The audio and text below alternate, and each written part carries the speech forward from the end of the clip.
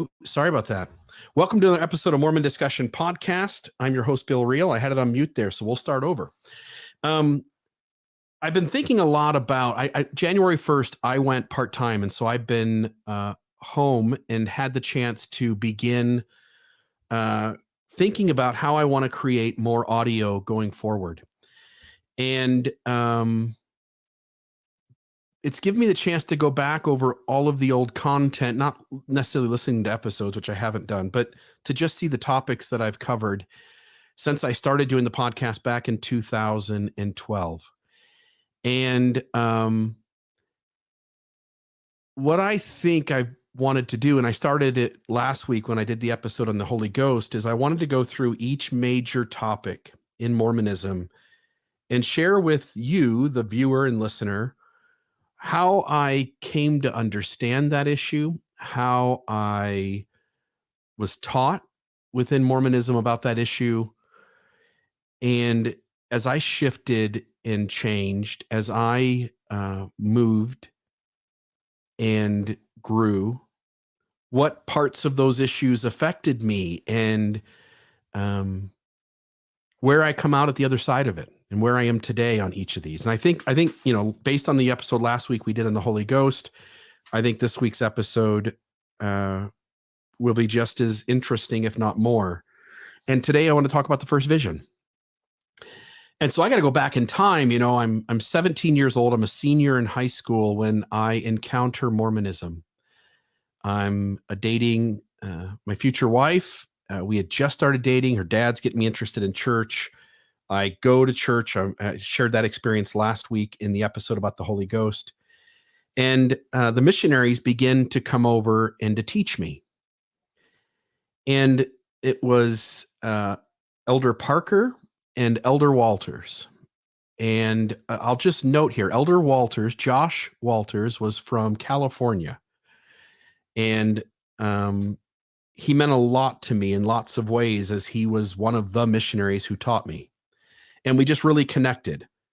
It seemed as though he was somebody who didn't keep the rules before he went on a mission, and he had maybe some Mormon repenting to do, but in reality was just being a normal teenage kid. And if anybody knows Josh Walters from California, who would have served a mission around 1996 in the Cleveland, Ohio mission, I've tried several times to find him and have had no luck, and would love to say hi to him and catch up, but have been unable to locate him. Most of the other missionaries that I grew attached to, I've been able to reach out to and find and have a connection with. The first vision, when the missionaries were teaching me, when Elder Walters and Elder Parker were teaching me the first vision, it was, I'm 17, and I felt a little bit like Joseph Smith in that I was looking for answers. Now, was I really? I wasn't. At 17, before I encountered Mormonism, I was happy hanging out with my friends. I was happy doing drugs, to be honest. I was happy drinking. I was happy with the life that I had.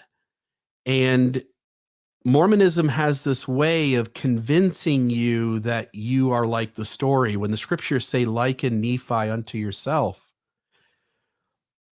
there's a tendency inside Mormonism for all of us to do that very thing, to liken the scriptures unto ourselves. And sorry, I got a little bit of a flickering light, so I'm sorry if that kind of bothers you, but I think hopefully it's going to stop. So as I learned the first vision and I saw myself in the story, I very much connected with Joseph Smith. He's a 14-year-old boy. I'm a 17-year-old boy. And this questioning kind of curiosity, I always had that. I was always a reader. I always wanted to know things. I always was interested in learning things. And from the moment I joined Mormonism, it becomes obvious that I am a learner, not a lazy learner, but a real learner. And so as I hear that story, I mean, I didn't go on a mission. I didn't do that. But what I did do is I took a serious interest in helping the missionaries spread the gospel of Jesus Christ, the restoration, the true and living church, and the only church upon the earth with which the Lord was well pleased.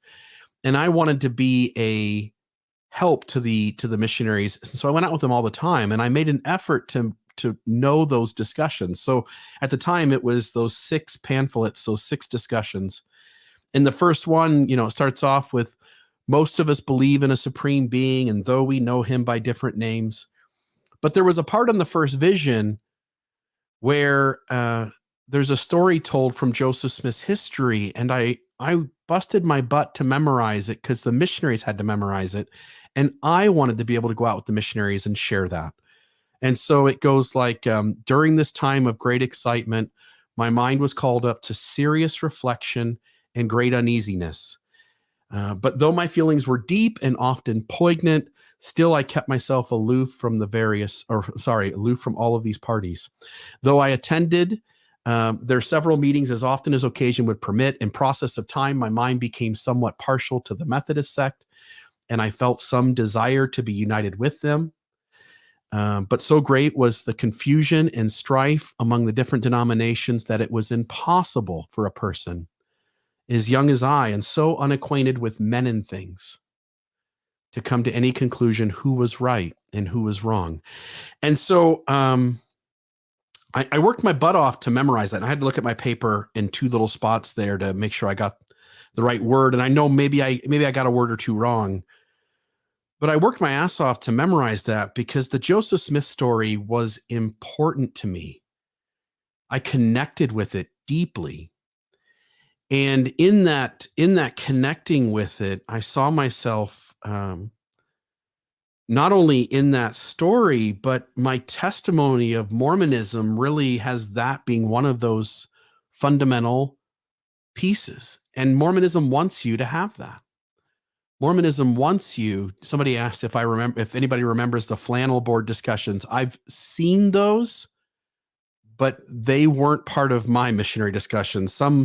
Some older person in our ward had an old set of that and brought them in for kind of a show and tell once, but I'm too young, or at least joined the church too late in date to remember those being utilized. They weren't part of my experience.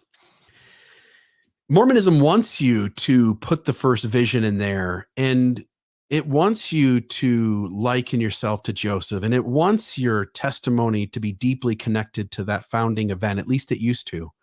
I don't know about anymore. And when I joined the church, I only knew about the 1838 account because that's the only account they wanted us to know about. There was no conversation at all, zero, in any of the correlated curriculum, the dominant narrative, as Richard Bushman put it. There wasn't a single drop of the 1832 account. And then there's the 1835 account, and the only thing that I ever got that I knew that account existed. For instance, let me go back. When I'm 17, 18, 19, 20, 21 years old, it is clear that in all the correlated curriculum, the only thing you have is the 1838/Wentworth letter first vision account. It's the official account. It's where Joseph goes into the grove. There's this religious excitement. He reads James 1:5. He had never wrestled with which church is true. He goes into the grove. He asks God. Jesus and God shows up. God says, "This is my beloved son. Hear him." And Jesus proceeds to tell Joseph that if he will be patient, he'll be an instrument in the Lord's hands. And that's the only account they wanted us to know. The only time I heard anything about the 1835 account is when this really fascinating story is being told about Joshua, the Jewish minister, who shows up to visit the Mormons, and Joseph Smith takes him in. And I don't remember who the scribe is for that. If somebody knows that, they can put that in the comments, and I'll try to note it and say it. But whoever the scribe is, they're writing down the account. And it's just this moment where everyone collectively goes, hey, there's this crazy guy named Joshua, the Jewish minister, who's also not completely on the up and up. He goes under multiple aliases, and he is committing some level of, I think, crime as he's moving around from place to place. I think maybe he had a family back where he came from, and he had kind of abandoned them.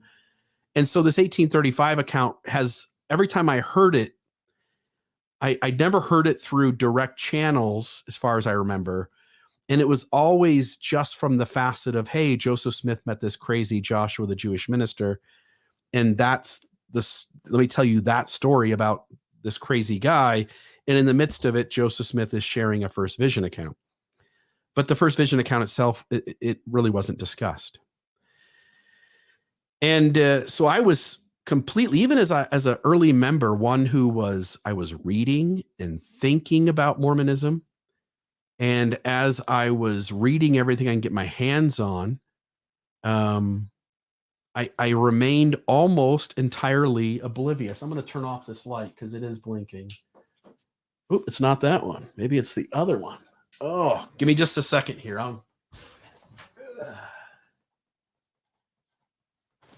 There.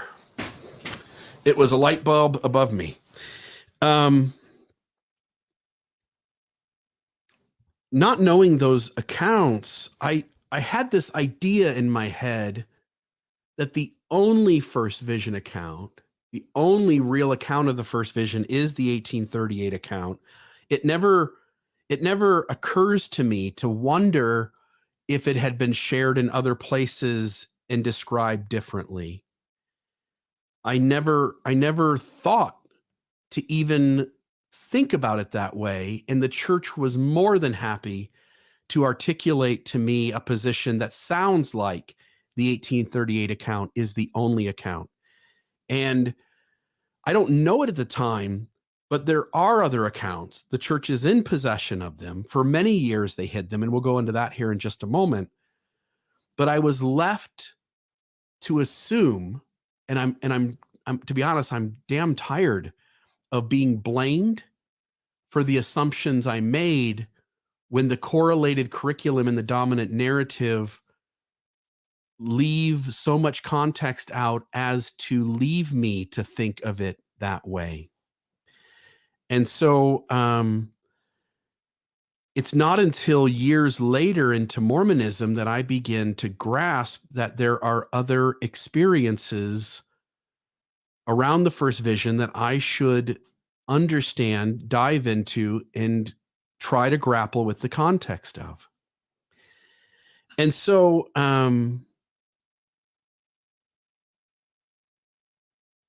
the idea that prior to the internet, because I've really come into Mormonism just as the internet is really coming online and people are beginning to use it in all of these various ways.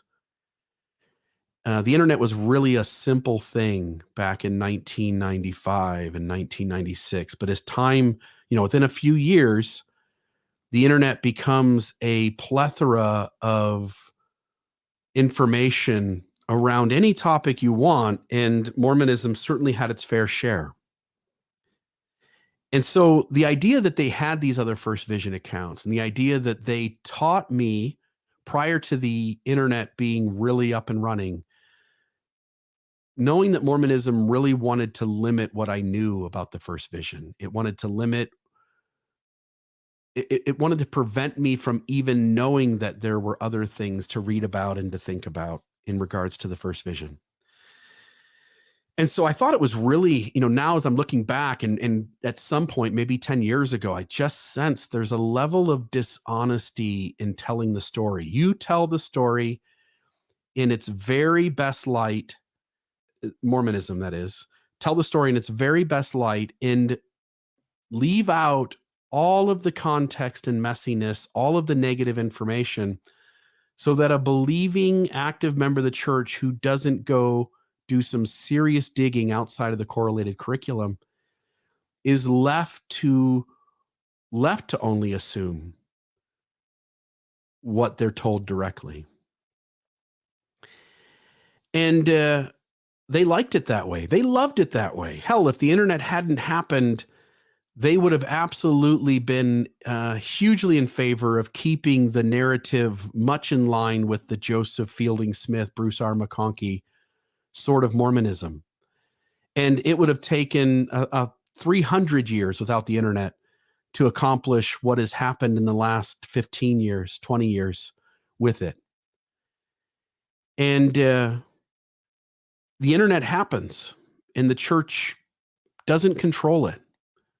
And they're doing their best to distance members from it. You get those talks that say, don't trust Google, don't trust untrustworthy sources, which is any source but the information in the church, when you and I both know that the church has been the absolute worst at being honest about its narrative and its history. And hence, when it says don't trust untrustworthy sources, it really should be pointing a finger at itself. But it doesn't do that. It conveys to believing members that it's the trustworthy source, and that anything that gives you discomfort or cognitive dissonance, anything that feels like it contains the spirit of contention, has you feeling safe to dismiss it. And so there's this idea that the first vision's kind of this very limited thing, but as the internet comes online, the church is beginning to have to deal with post-Mormons or nuanced and doubting Mormons collectively getting together and promoting venues and platforms that begin to show the deeper context of Mormonism, including events like the first vision. And it's interesting because Mormonism is different than a lot of other religions in that every one of its truth claims, for the most part, hinges deeply on a historical event happening the way the founder and early leaders said it happened.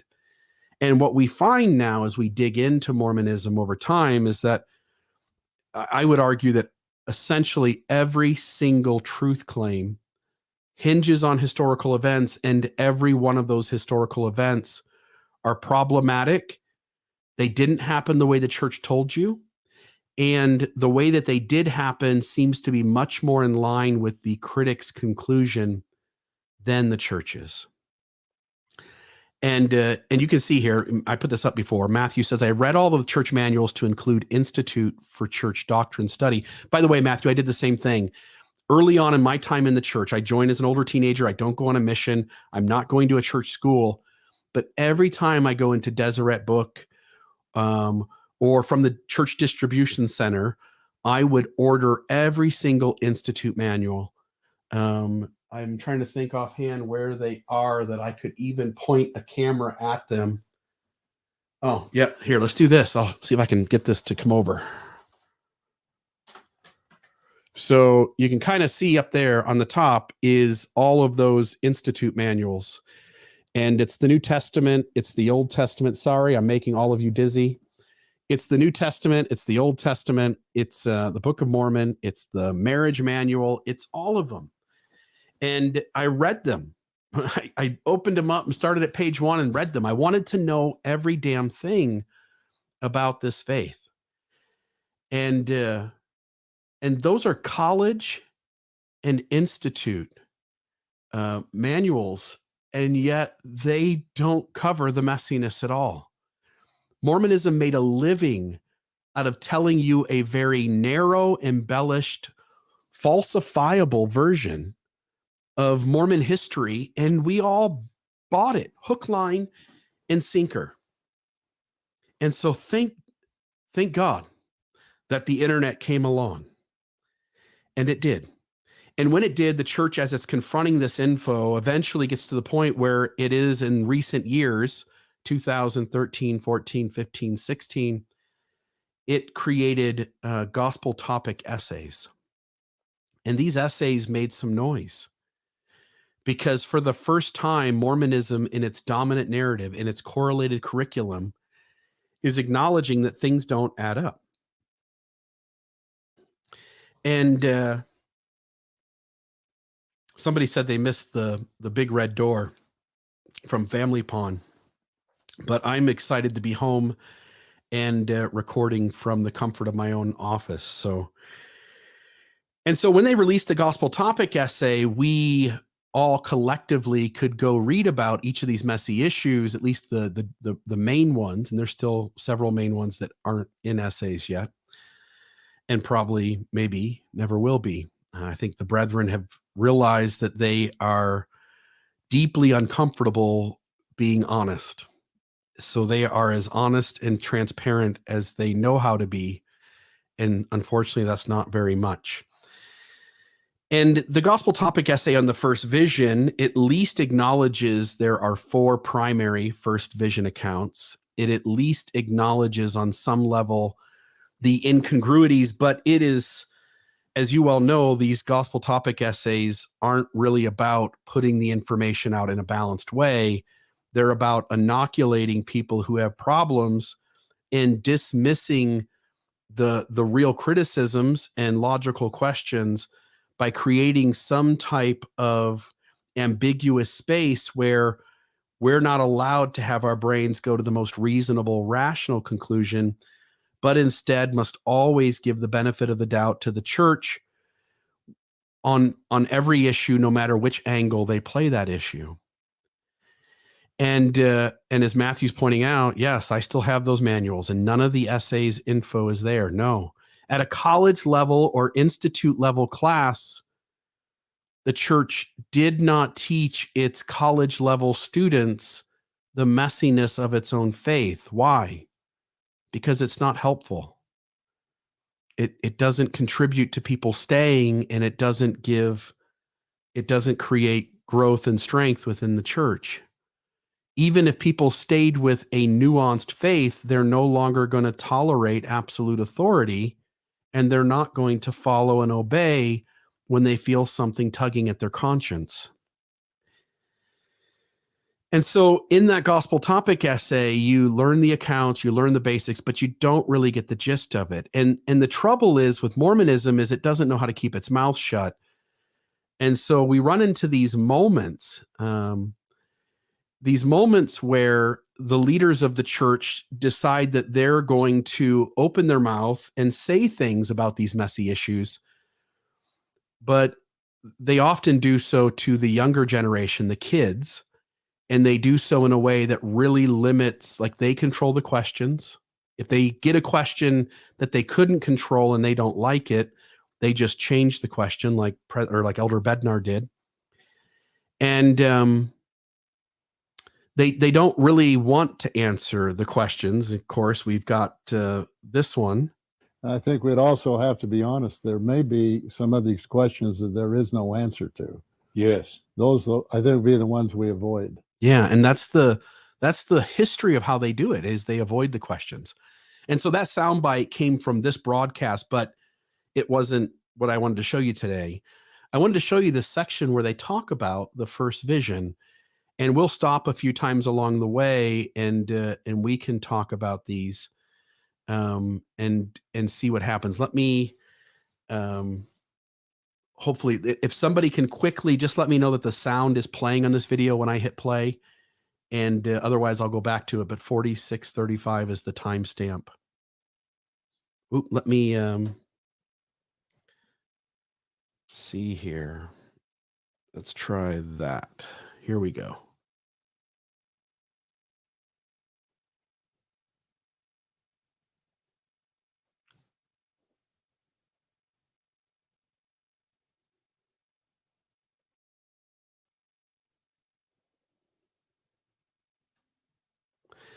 First off, it is true.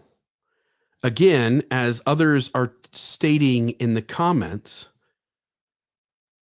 and as somebody's saying there is no sound, so if there's not, I can pull it back up here in a moment. So please keep commenting. If someone did get sound, let me know. They did hide it. You went to a church college level class on the history of the church.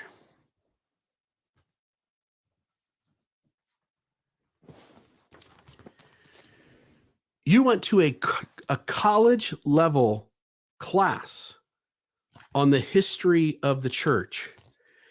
And they did hide it. Let me back up here. I'm gonna pull the screen off, and I apologize, guys. I'll put this back up here real quick, and I'll include the sound. My fear is always that if I put the sound on the screen, it's also going to be it's going to show up duplicate through my audio system as well as. So let me back up just a touch here.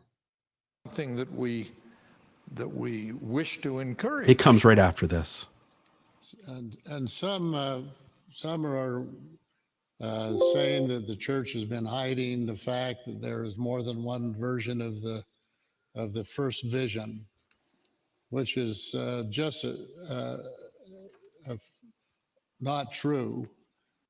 It is true. It is true. I didn't get it in the gospel principles class. I didn't get it in gospel doctrine class. I didn't get it in the college kids at BYU didn't get it. The kids going to Institute didn't get it from the manuals. My home teacher didn't tell me it, nor how would he know? And even if a rogue member of the church happens to do enough study that they know there's another first vision account and they share it in a class, doesn't mean that the institution shared it. And so there's no correlated curriculum where that conversation is taking place. It's not in Doctrines of Salvation by Joseph Fielding Smith. It's not in Mormon Doctrine by Bruce R. McConkie. It's not in the Articles of Faith by James E. Talmage. It's not anywhere. So now he's going to go ahead and tell you, though, where they did share it so that he gets to be off the hook for us believing it wasn't taught. The idea now is that he's going to give this vague reference of where you can find it. And even that is got tons of problems, as we'll see here in just a moment. The facts are we don't study, we don't go back and search what has been said. Whose fault did he just put it on? He put it on your fault. It's your fault. The problem is you guys aren't studying. You're not going back. You're not looking at things. You're not doing your part. You are always to blame. The buck always stops with you. It never stops with them. And even when they articulate a phrase that is intended to own that they take some blame, they will word it in ways as to say some members, meaning mostly leaders, some members, and then they'll go off on their tangent. And so here he was blaming you. You're the lazy learner. Problem is you didn't study enough. And that bullshit gets old. I'm tired. I was at the top 1% of people who were devouring Mormon history. I'm in the top percent of people who are looking and digging and finding all this stuff. And it was difficult for me to find. On the subject. For example, Dr. James B. Allen of the BYU in 1970, he produced an article for the church magazines explaining all about the different versions of the first vision. How long ago was that article? 1970. That was back in 1970. So been hiding that for a long time. Yeah. The trouble is they're actually still hiding it. And let me show you what I mean. They say it as if it's easy to find, right? Like if you're going to claim that, let me find the reference here. If you're going to claim that people didn't study enough and that it was in there the whole time, then it needs to be easily accessible at the very minimum to the average member of the church. So when I go into the new era, I get to put before 2021. I can click that button, hit new era, and then they come up. Look at this. So here's the new era for 2020. Now, what year did they say that was? They said that was 1970. 1970. Okay, well, I want to read this James Allen article. So I'm going to scroll down to 1970. Here we go. Oh, shit. The first time I can get something is 1971. Look at this. We are in a church that is led by prophets, seers, and revelators. But the church is adamant that the furthest back we get to go is 1971, while telling us that an article in 1970 gave us the information if we just studied enough. If we just studied enough, we would know these things. I don't even know, as an average member of the church, I wouldn't even know how to go find 1970 stuff, 1969, 1968, 1964. How about 1923? How about 1911? Like, how can I get all that? 1971, that is modern. That's pretty damn recent. I was born in 78. That's pretty damn recent. This church isn't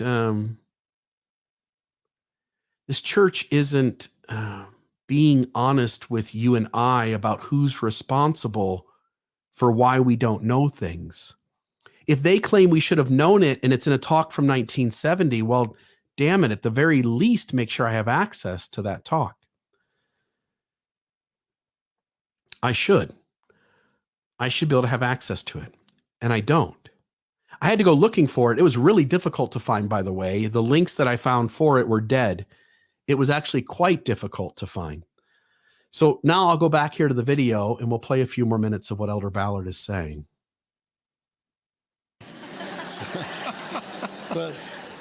See, they're all laughing because none of them have taken the damn opportunity either and found that there isn't this information from 1970 available. So they're all chuckling and giggling like, ha, ha, ha, my mom and dad are so out of it, they can't find this kind of stuff.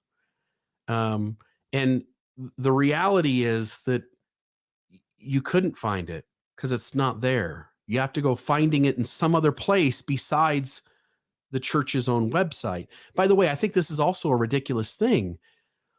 The church has all of its old information prior to 1971 off of its website. I can't go find all of those old General Conference talks. They don't let me do a keyword search and locate those talks or those articles. And so blaming you and me for a talk that isn't even on their website seems dishonest and deceptive. And I'm tired of these old men bad-mouthing us collectively when it's not our fault. It just wasn't. Here's the rest of that. It's this idea that the church is hiding something, which we would have to say as two apostles who have covered the world and know the history of the church and know the integrity of the first presidency and the Quorum of the 12 from the beginning of time. There has been no attempt on the part in any way of the church leaders trying to hide anything from anybody.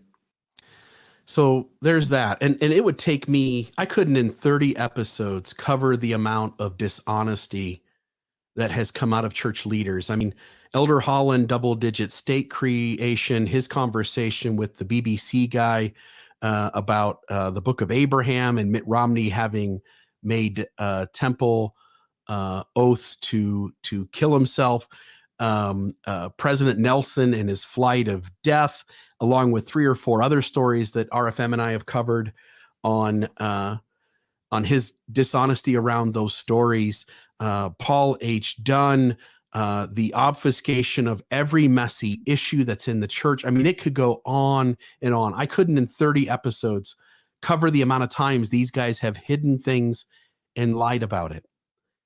And what you run into is this 1970 article. So I'm going to go back here, page 8 was where I was kind of looking to get started.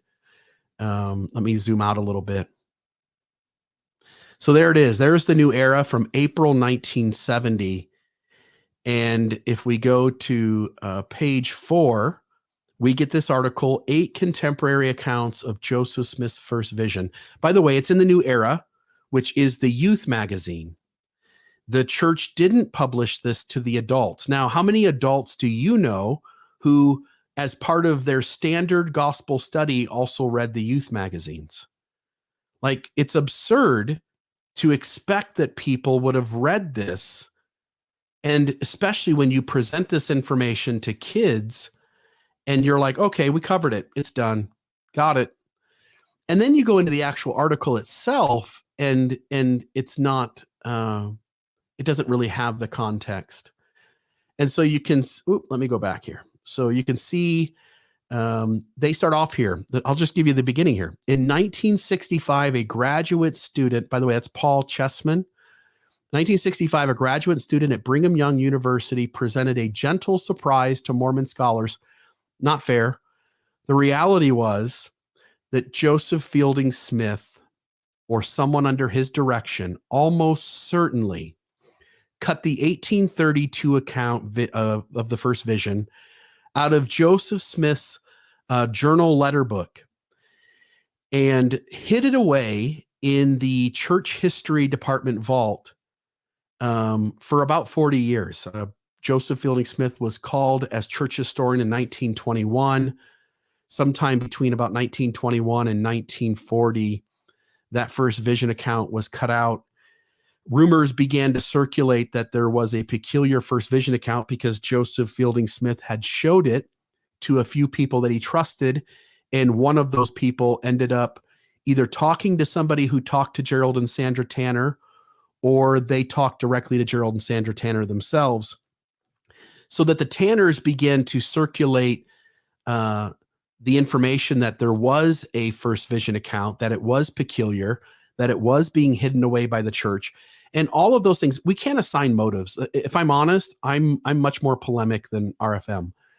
We can't assign motives. If we're going to stick deeply to the facts are that the thing was cut out, it was put into the church vault, and it was kept there for decades. And only in early 1960s, when the rumor circulates that this first vision account exists, does Joseph Fielding Smith or somebody under his direction go into the vault, take that 1832 account, tape it back into the letter book, and then privately go to Paul Chessman and ask him to go ahead and do his master's thesis on it so that it is revealed by the church rather than by the critics, as most members come to understand this issue. And they're not telling you that in this story. They don't want you to know the context. They don't want you to know it was cut out of the letter book. Anytime the details aren't faith promoting and they can't be twisted into a faith promoting narrative, this is what Mormonism does. It just muddies the waters. It just obfuscates the data. It just keeps you from seeing the forest from the trees. And so to put one article in a LDS Kids magazine in 1970 that's not accessible on the church site today doesn't offer the context that it deserves, and then you blame all of us for not knowing about it, is absolutely ridiculous. And anybody who would justify such a thing is already started off with their conclusion like Carrie Molstein and simply needs the church to be true and isn't going to sit with what it means to deceive people and to keep people from making informed decisions. The church is really big on agency, but not really. In order to really have agency, you deserve to be informed. You deserve to have all the data and the details and to be able to make educated, informed decisions on what you're going to do with your time, talents, and resources. So he included it in his master's thesis, heretofore unknown description of Joseph Smith's first vision. What? Heretofore unknown. No, it wasn't. The church cut it out and placed it in the historian's vault. What else was there? The 1835 account was somewhere with other things away from the public, because they'll mention it being revealed here shortly after. The LDS Seer Stone, it's stored away. Nobody's giving you that. There's still things stored away. William Clayton's diary. There's other things that the Council of 50 Minutes just finally got released. If anybody wants to go actually read that, it's quite damning. The amount of violence and secrecy that early Mormon leadership had. And so you have here, heretofore unknown, absolutely bewilders me how the church could say such a thing when they were the ones who kept it unknown. What made the new discovery significant was the fact that most writers had supposed that the manuscript history of Joseph Smith formally began in 1838. The church knew otherwise. Its historians knew otherwise. Its church historian, an official general authority position held by Joseph Fielding Smith, who was also a member of the Quorum of the 12, and eventually becomes the president of the church. I'll read a couple of the comments here. James B. says, how many members know about the 1949 First Presidency Statement about the doctrine behind the priesthood ban? Most don't. I mean, again, it's every messy issue within the church. Matthew says it provides plausible deniability. Yeah, it's always about plausible deniability. It's not about honesty. And at this point, all of the nuanced Mormons, Stephen Harper and Mark Ashurst McGee, guys at the historian's office, you're part of the problem, because you also don't want to be seen as holding your church accountable. You don't want to be seen as saying, yeah, we didn't do that good. And let me name the times we didn't do that good. Let me be specific. Let me give you the real context. And so all of the nuanced folks, Terrell Givens and Patrick Mason, who I like, they're part of the fraud. They're part of the problem. A couple other comments here. If this important first vision account is outside the correlated curriculum, outside of the correlated material that is provided for church study, it does not count as taught information that is readily available. Amen. Absolutely. If we go further on down here, the history of Joseph Smith formally began in 1838. Paul Chessman's find, it wasn't his find, by the way. Joseph Fielding Smith gave it to him, and he was asked to write on it. If Paul's still out there and alive, if Paul wants to come forward and tell this story, I would love it. But that account could not have been discovered 5 years earlier. It wasn't available to be discovered. Paul Chessman discovered it because Joseph Fielding Smith made it discoverable. Paul Chessman's find demonstrated that the story of the first vision had been dictated as early as 1831, 1832. By the way, if you want to know where to read all this information, what you're going to look for is Stan Larson and First Vision. If you just type those in, you'll end up with a document that hopefully this will open up. We'll see if this does. PDF article, and there it is. Stan Larson's Another Look at Joseph Smith's First Vision. And you can get the entire story of Paul Chessman, Joseph Fielding Smith, the Gerald and Sandra Tanner at Lighthouse Ministry, how the church incorporated the first vision. I mean, they didn't even teach it in the missionary lessons until the 1900s. And it might be as late as like 1930-ish, I think, is when the missionary discussions eventually started talking about the first vision. And I could be wrong. It might even be as late as the 1960s. And so the first vision just never was really a big part of all of this early Mormonism. So back to the article. Recently, both Mormons and non-Mormon historians have shown new interest in Joseph Smith's testimony. Why? Because we all thought the 1838 account was the only account. And then in the 1960s, Joseph Fielding Smith, out of embarrassment, tapes back in. And you can go, by the way, to the Joseph Smith Papers Project. You can pull up the 1832 First Vision account, which I think you can actually get from the Gospel Topic essay. You can look at the actual document and you can see where it was cut out and taped back in. So if any of this sounds like I'm not telling you the truth, my suggestion is go check down these sources that I'm pointing you towards. Recently, both Mormon and non-Mormon historians have shown interest in Joseph Smith's testimony because it became relevant, because Joseph Fielding Smith, out of his embarrassment, pulled the 1832 account out, put it back, and brought it to light. not long after the 1831, 1832 narrative was discovered, a second version that also predated the manuscript history was brought to light. This is the 1835 account with the interaction with Joshua, the Jewish minister. And just FYI, that account was written in 1835, and it also was with the church privately until a later point in the 60s after 1965. I think it was 1967, where the 1835 account was released so that all of us could read it and look at it. Sploinky Doinky Hole, love the name, by the way. Thank you very much for the $2. Really appreciate if people can give. It does help us to continue doing these episodes and to talk about these issues, and to make it easier for believing Mormons to sense that none of their faith adds up, and that all of it, if understood in its full context, would be problematic and side much more easily with the critic. So you get that whole point. And I'm just in the first frickin' 2 paragraphs of this page. If I go read the rest of it, I'm going to find more and more and more obfuscation, more and more of them muddying the waters.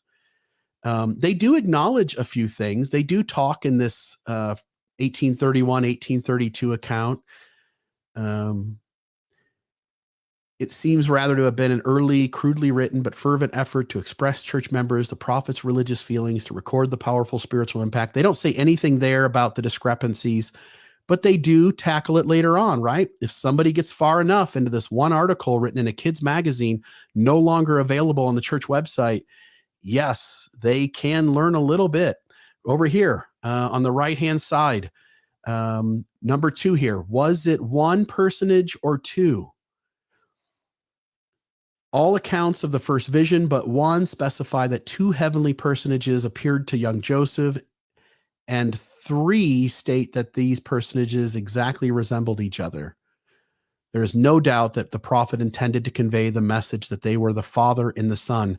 What they're also not telling you is that Joseph Smith, having only seen Jesus Christ in the 1832 account, matched extremely closely with his theology that is incorporated into the Book of Mormon prior to a bunch of changes made that that adapt and reassign meaning and interpretation to the Godhead. And so the early Book of Mormon also has more of a standard Christian construct of a Trinity where Heavenly Father, Jesus Christ, and the Holy Ghost are all one being and just manifesting in different ways. Whereas Mormonism, at a later point in its history, goes off and makes a Godhead of 3 separate beings. The early history of the church, the early perspective of Joseph Smith, and the early Book of Mormon prior to the changes also emphasized a very Trinitarian view of God. And it's not until later grammatical and word changes are made that suggest that the Godhead is 3 separate beings. Gene, you're just asking, I'm sorry, you're obviously overwhelming the chat a little bit, and you're asking about some statement. I'll put it up here. Do you find the varying accounts of Joseph Smith's first vision much different than the varying accounts of Paul's first vision in the New Testament? First off, I think they are apples and oranges. I don't even believe that Paul's experience on any level is real. I have lots of problems with the New Testament. I take biblical criticism and the historical Jesus very seriously, and there are lots of problems with the New Testament accounts, including Paul's. And so I know it is a big deal for believers to try to compare Mormonism to some facet of biblical Christianity and to say, hey, look, see, it happens there too. Well, I also believe the New Testament to be entirely myth. At the very minimum, what truth is in there about the people and the events that happened has been deeply embellished and whitewashed, even more so than Mormonism. Let me say it this way. We know a significant amount of Mormon history was whitewashed and embellished and told in faith-promoting ways, but when juxtaposed against the historical context, those issues become deeply problematic because they didn't happen the way the church said they did. Transfiguration of Brigham Young, certain healings that happen, certain supernatural events that have been suggested. The Sweetwater Crossing is another one. There are lots of problems. And so that is during an age of verifiable, recordable history, and yet they were able to get away with messing up the narrative as much as they did. If I go back in the New Testament times and begin wrestling with the fact that that was not an age of verifiable history, there aren't newspapers, there aren't multiple witness accounts and constructive criticism or critical approaches to those perspectives, then the New Testament gets to float by entirely unquestioned and uncriticized.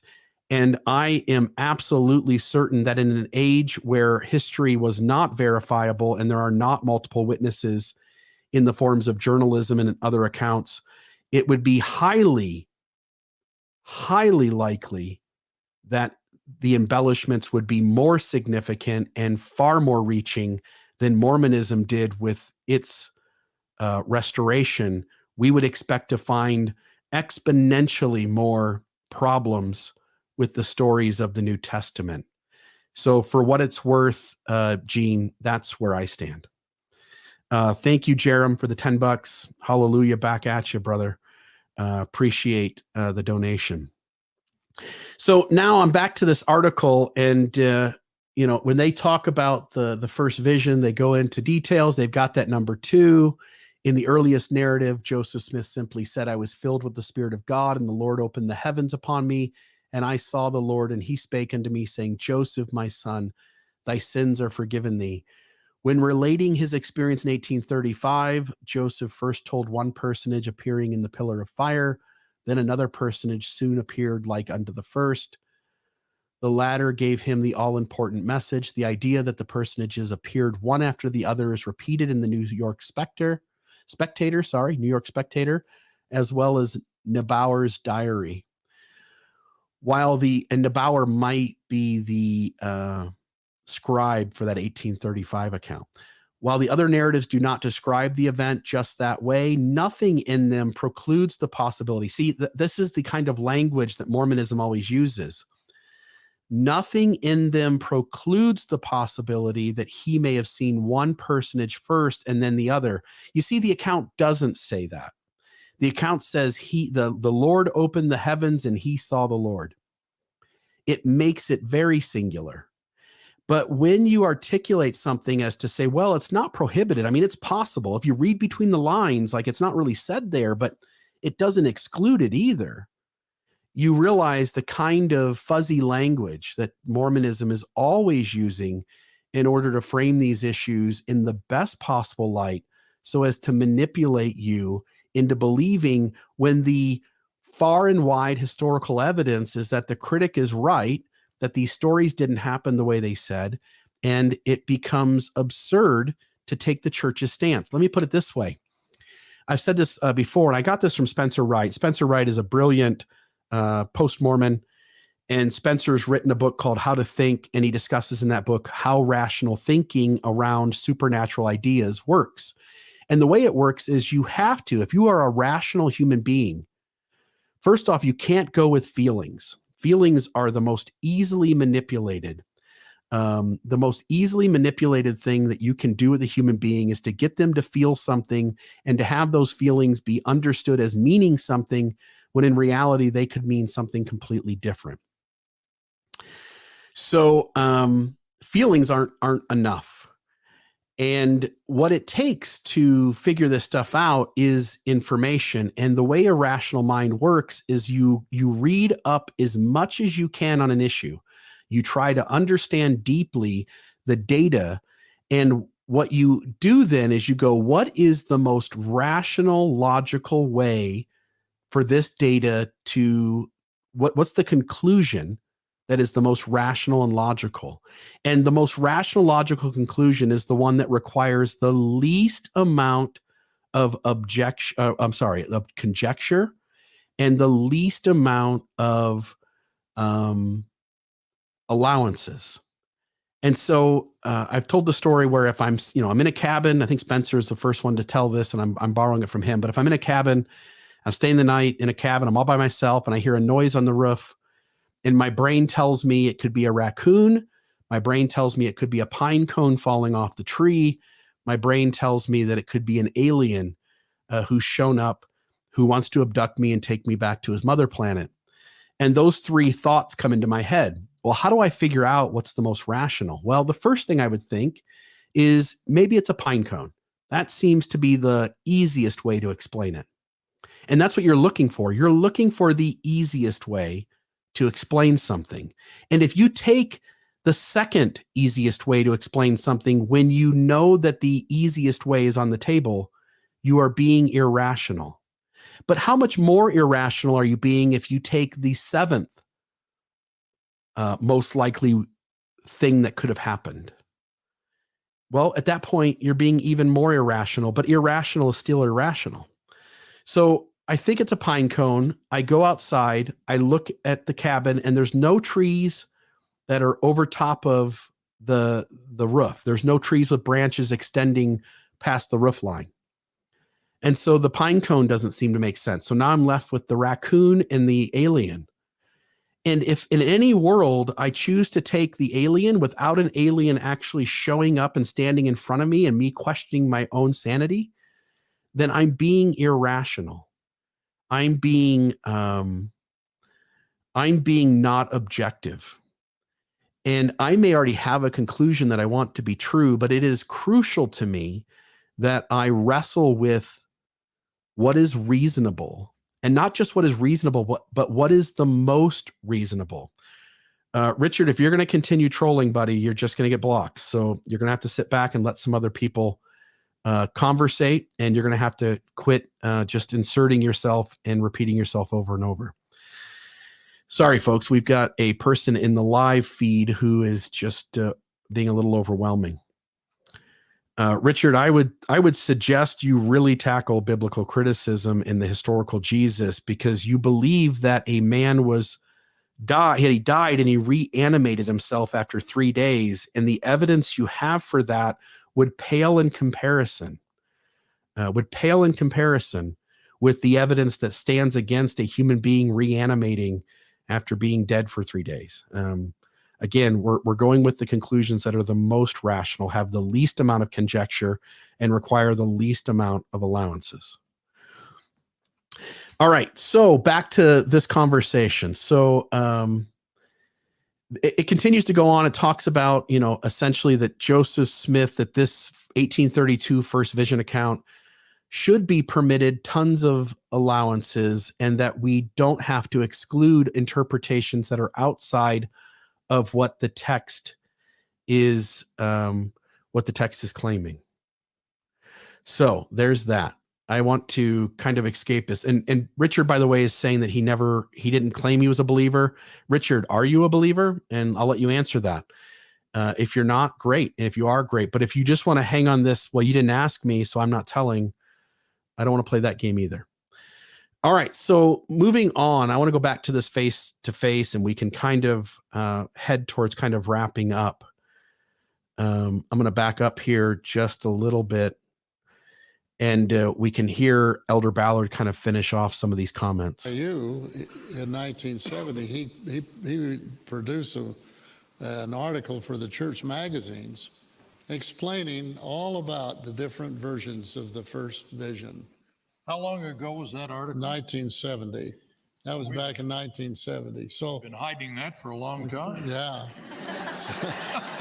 but it's this idea that the church is hiding something, which we would have to say as two apostles who have covered the world and know the history of the church and know the integrity of the first presidency and the quorum of the 12 from the beginning of time. There has been no attempt on the part in any way of the church leaders trying to hide anything from anybody. Now we've had the Joseph Smith papers. We didn't have those where they were in our hands now. And we don't have those because even in the Camelot days where Leonard Arrington was attempting to open up the church archives and lay everything on the table, church leaders quickly moved in and silenced him and removed him from his position so that that could not happen. The reason we don't have transparency, such as the Joseph Smith papers, is because church leaders stopped it before it could even get started. And so we're learning more about the prophet Joseph. It's wonderful we are. There's volumes of it. There's so much of in those books now in my bookshelf. Maybe you've read them all, but I haven't got them. I'm a slow reader. That much. So just trust us wherever you are in the world, and you share this message with anyone else who raises the question about the church not being transparent. They say, trust us. Hell no. Hell no, I won't. I won't trust you. You've lied to me too many times. And again, it would take 50, 100 episodes. Go back and listen to Radio Free Mormon. Go listen to Mormon Discussion. Go check out Mormon Stories. Go see Mormonism Live. Go listen to A Year in Polygamy with Lindsay Hansen Park. Go read the CES letter.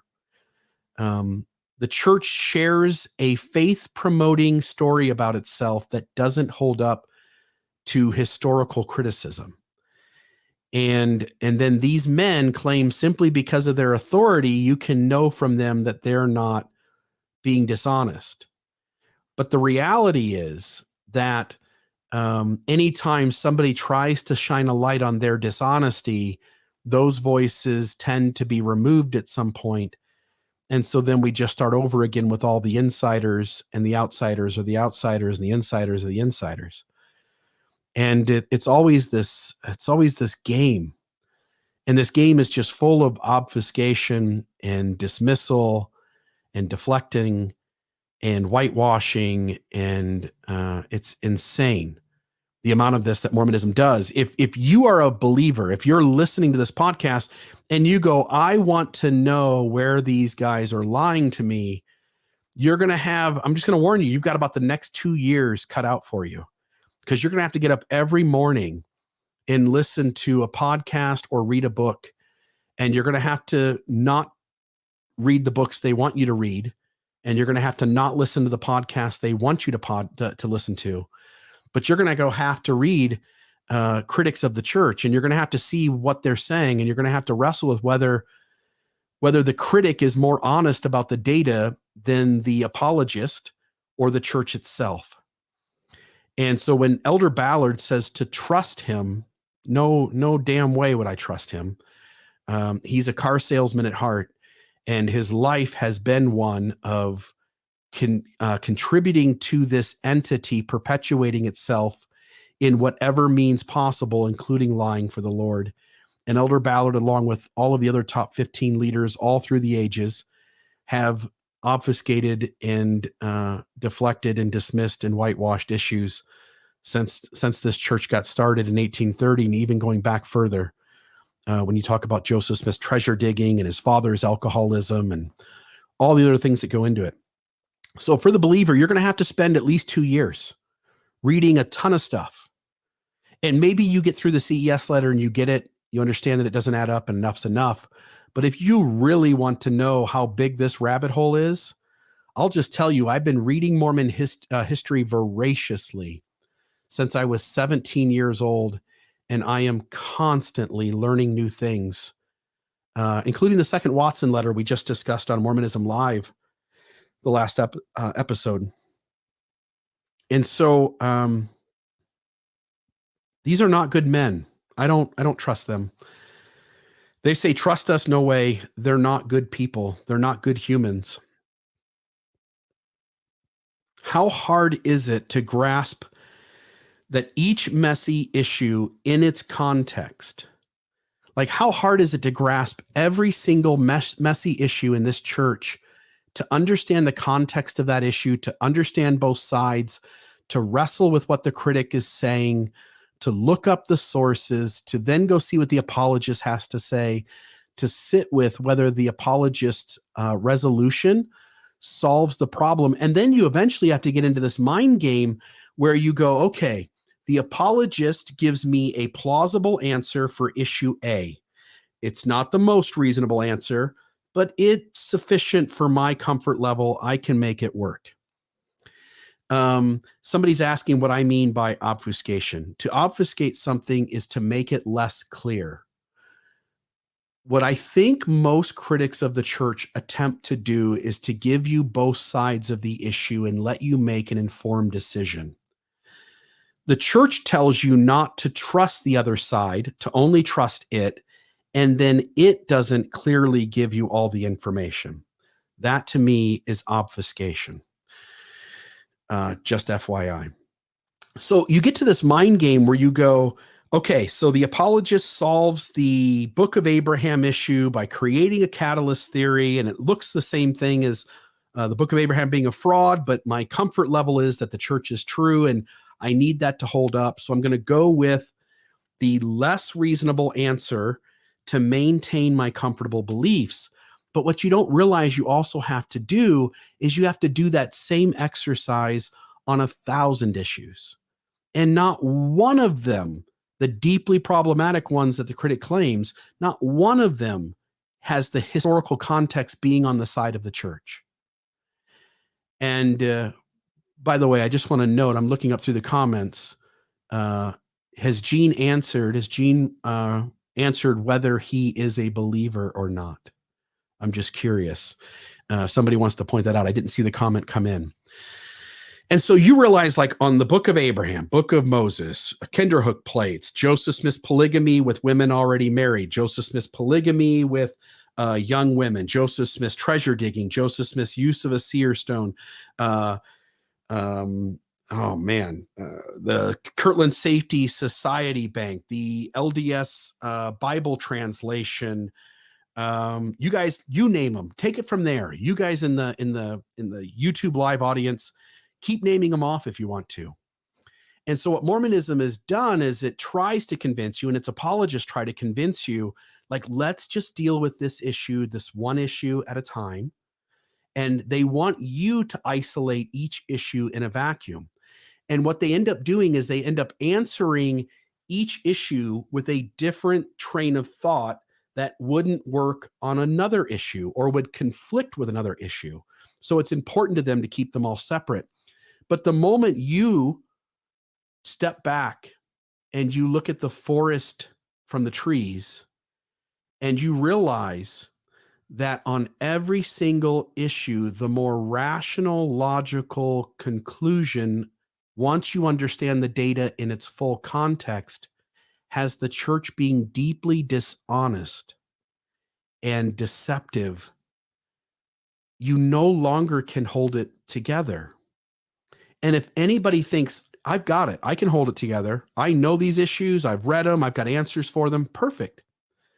I, Bill Reel, would love to have you on the podcast, and we will sit here and I will have a calm conversation, but I won't play nice like I did with Jim Bennett ever again. And I won't play nice with any of the apologists or any other person who wants to come on and share their view. I won't be mean, but I will push back as strong as the issue requires it, because I'll no longer play these games. The reality is Mormonism doesn't hold up. But if you're a believer inside the system who trusts the message that outside sources aren't trustable and only your leaders in the inside curriculum is trustworthy, you will constantly and consistently be behind the 8 ball, not having enough information to make an informed decision. And so while the first vision was deeply part of my forming a testimony around Mormonism, when I learned the full context of the church hiding the 1832 account, what that 1832 account claimed, juxtapose that against the theology of the Book of Mormon and the early teachings of Mormonism in that early history, then seeing the Book of Mormon change and noticing Joseph Smith's first vision account changed right with it, I eventually arrived at the place where I just understood I was being lied to, that if I looked at the 1832 account juxtaposed against the other 3 primary accounts and understood the theological context of the issue, I had little choice but to recognize that Mormonism, the first vision of Mormonism, isn't really what they claim it is. And that Joseph Smith almost assuredly did not see God the Father and Jesus Christ together. And then once I know all the other issues that are problematic, then it becomes so easy. Another example is that there were lots of people in the early 1800s who were claiming to see Jesus Christ, who claimed to have a first vision, and whose words and articulation of that are extremely similar to the words and articulation of Joseph Smith. And so when I combined it all together, it just didn't add up anymore. It doesn't add up anymore. And while believers who are limited in their understanding of Mormon history can continue to set the critical examination aside and say, hey, I know the issues I believe, the reality is, number one, very few people can actually do that. And number two, there are a small percentage of people inside every false religion who are able to do that. And at the end of the day, the first vision, based on rational thinking, simply didn't happen.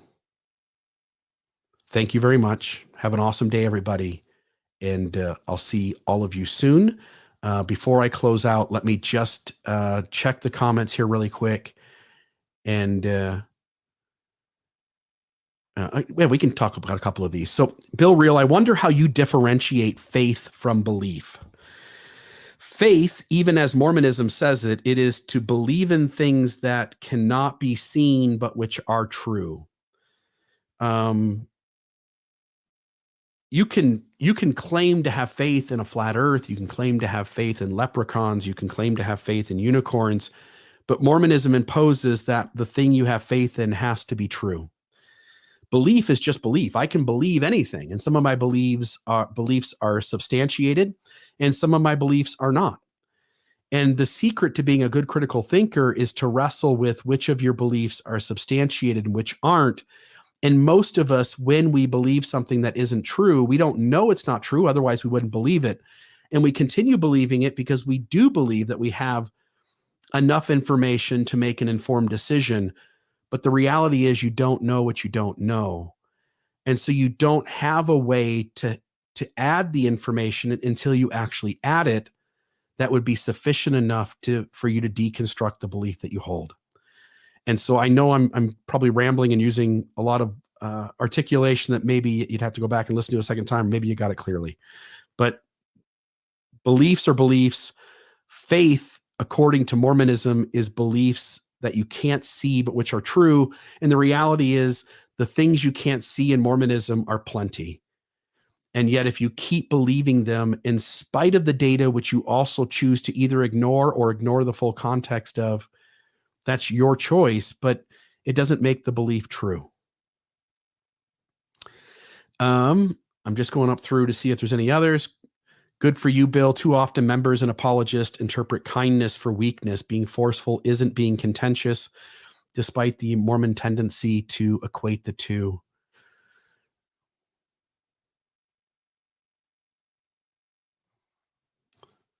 I'm just going back up through the comments, trying to see if there's anything else that seems to stand out.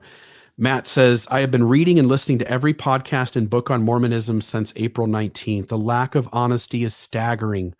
Call it lie for the Lord, misdirection, hide anything but upfront honesty.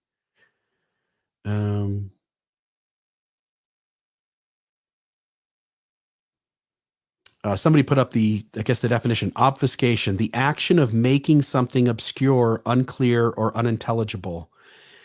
You want to understand what obfuscation is? Go read the Book of Mormon Gospel Topic Essay. That is a clear one on obfuscation. And that essentially covers it. Folks, I appreciate each of you. Thanks for tuning in. And these will be somewhat informal, but it's a great chance for me to sit down and to chat with each of you and to have a chance for you to participate. And I just want to say I really love doing this. I really have since I started. There's been times where I felt burned out, but I've always enjoyed bringing light to these issues and helping people have enough information that they could make informed choices. And so I'm super excited. A couple of donations. Taperback Rider, good name, $5 came in. Thank you very much. LC, you donated the other night. Thanks again for the $2 here. It means a lot to me. Even if everybody just gave a couple of bucks, it would make a world of difference. So thank you to each of you.